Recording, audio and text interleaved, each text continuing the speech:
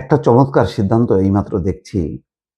সেটা হচ্ছে হকারদের পুনর্বাসনের জন্য ঢাকা শহরে ৬টি খোলা স্থান নির্ধারণ করা হয়েছে। খোলা মাঠ নাকি স্থান আমি ঠিক জানি না। তাদেরকে পুনর্বাসিত করা হবে রেজিস্ট্রেশনের মাধ্যমে। এটা আমি বলবো যে খোলা মাঠ নির্ধারণ করা হয়েছে। বিশ্বের সব জায়গায় আমি প্রায়ই ব্যাংককে আসি।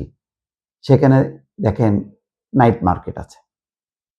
মানে খোলা স্টেডিয়ামের পাশে রামকামহ্যাংয়ে পাশে একটা খোলা জায়গায় সেখানে প্রতিদিন ৬টা থেকে রাত্রে ১০টা পর্যন্ত ১০টা-১১টা পর্যন্ত সেখানে নাইট মার্কেট নাম দিয়ে বেচাকেনা হয় এবং এত চমৎকার ব্যবস্থাপনা।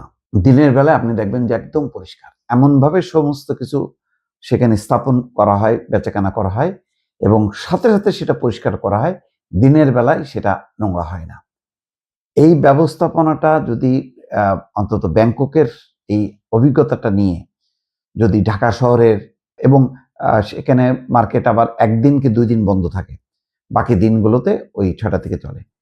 বা অন্য ঢাকা শহরে যদি সত্যি সেরকম খোলা জায়গা থাকে, তাহলে খোলা মাঠে যদি এইভাবে একটা সময় নির্ধারণ করে যে বিকাল ৫টা থেকে রাত ১০টা পর্যন্ত চলবে, অথবা বেলা সকাল ১০টা থেকে ২টা পর্যন্ত বা ৫টা পর্যন্ত চলবে। এরকম যেকোনো একটা সময় নির্ধারণ করে যদি অস্থায়ীভাবে মানে ব্যাংককের যে ব্যবস্থাপনাটা দেখেছি নাইট মার্কেটে, অনেকেই যারা ব্যাংককে ঘুরতে আসেন তাদের নাইট মার্কেট দেখার সুযোগ হয়েছে এবং বহু জায়গায় আছে, বিশ্বের বহু জায়গায়। সেই ব্যবস্থাপনাটা যদি করা যায় তাহলে ঢাকা শহরের এই যে ফুটপাত দখল করে ব্যবসা করা, অবরুদ্ধ করে রাখা, মানুষজন হাঁটতে পারে না, যানবাহন চলাচল করতে পারে না, ফুটপাত থেকে রাস্তা পর্যন্ত দখল করে ব্যবসা চলে, এই নৈরাজ্যের একটা অবসান হবে।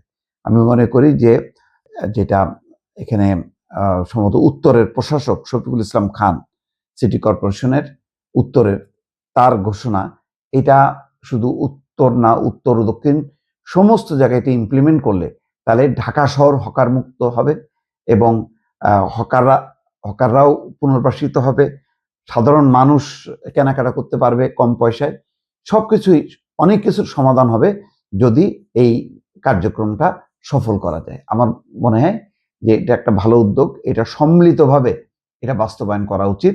তা নইলে যদি এটি বাস্তবায়ন করা না হয় তাহলে ঢাকা শহরকে কখনোই আর ভালো করা যাবে না। কারণ আপনি যদি ফুটপাতে এইভাবে অবারিতভাবে ব্যবসা করতে দেন, তাহলে ঢাকা শহর কখনো যানজট মুক্ত হবে না, পরিচ্ছন্ন কোনো শহর হিসাবে কখনো সামনে আসতে পারবে না দর্শক।